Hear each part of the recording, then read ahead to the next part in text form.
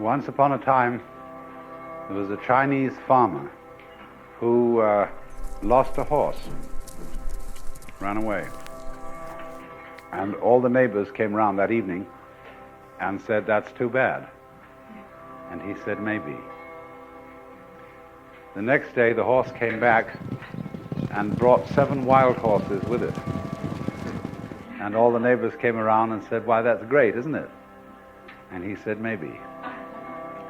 The next day, his son was attempting to tame one of these horses and was riding it and was thrown and broke his leg. And all the neighbors came round in the evening and said, "Well, that's too bad, isn't it?" And the farmer said, "Maybe." And the next day, the conscription officers came around looking for people for the army, and they rejected his son because he had a broken leg. And all the neighbors came round at the evening and said, "Isn't that wonderful?" And he said, "Maybe."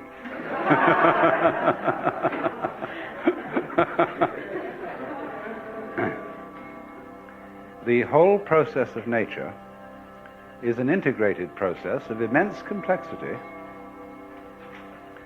and it is really impossible to tell whether anything that happens in it is good or bad,